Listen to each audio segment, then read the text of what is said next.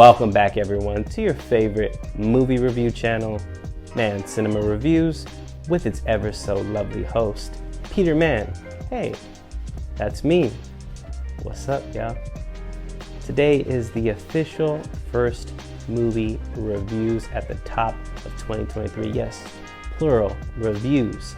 It's a special episode that I am deeming double feature horror because we got two new horror films at the top of 2023 that are pretty damn impressive.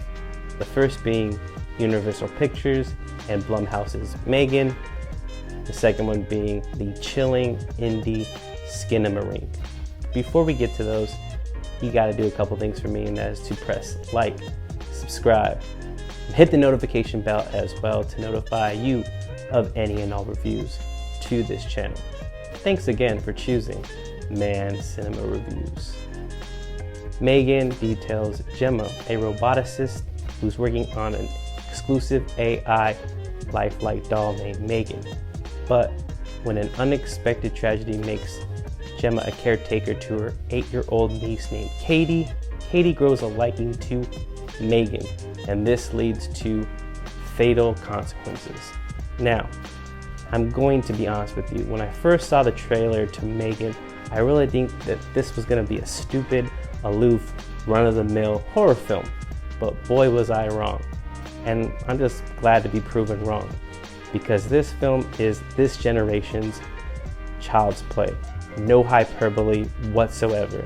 M3GAN is this AI with lethal consequences because she is basically the protector of Katie by any means possible, and with unfathomable resources due to technology that is so advanced, AI and just technology in general will be running the human kind for many years to come in the future, and that is a scary thing.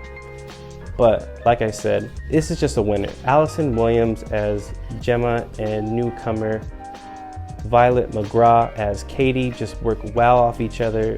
You feel the natural chemistry between the two as aunt and niece, and this just goes hand in hand with some great storytelling, some inventive, fun satire, and it really is kind of silly, but it's self-aware, and that's what I like about it. A lot of films like Malignant and Barbarian come along and they really do just bring on bombast and horror and comedy, and sometimes it's a great mix for majority. But to me, M3GAN is just hits the sweet spot. It really knows it's clever, biting satire, and it has some chilling horror elements. And that just makes for a great start to 2023. I really do think that M3GAN is a winner. I do see possible franchise future with this series, and there's already a sequel in talks. And I really do think that coming from a parent's perspective, it's just scary how we just are reliant on technology and just having our kids in front of screens just for too long. It just really is something that is a eye-opener.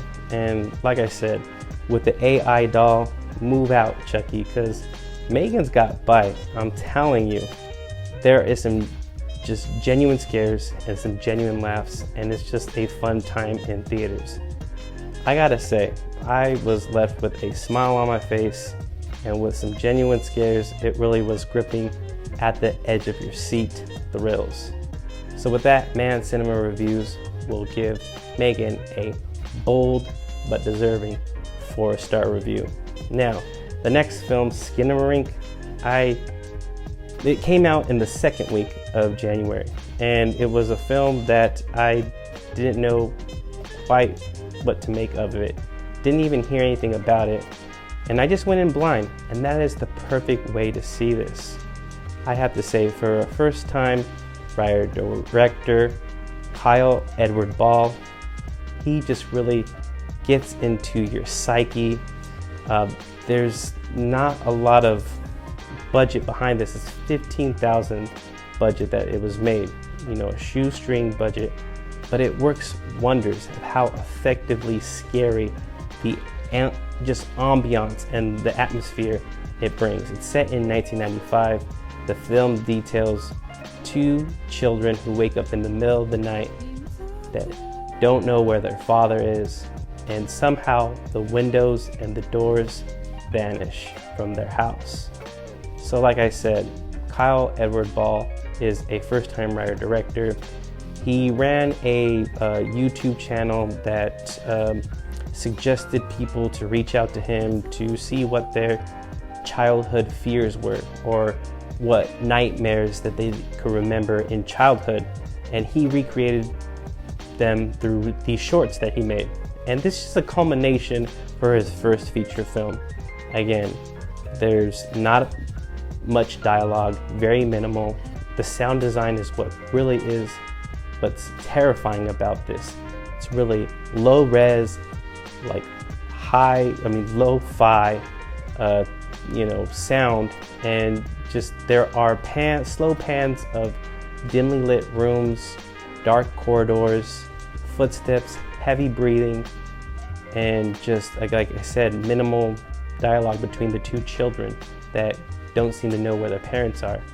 And they wake up in the middle of the night, they turn on the TV and watch old 30s cartoons, and just these sounds that replay are very scary. Like I said, the writer-director really knew how to play with the space, and he does it really effective. There is this certain aesthetic that reminds me of films like The Blair Witch Project and just, Paranormal Activity, just these found footage films with very minimal budget, but very effective in what they have as their minimal resources. And that's what I liked about Skinamarink. This is in select theaters. I saw it in the previous night at a 10 o'clock showing and left the theaters around midnight. It really did just get into my psyche, crawled under my skin, and didn't let go. I damn near did not go to sleep until like 2 o'clock in the morning, to be honest. Skinamarink is an effective first time, viewing that you have to see in a dark room.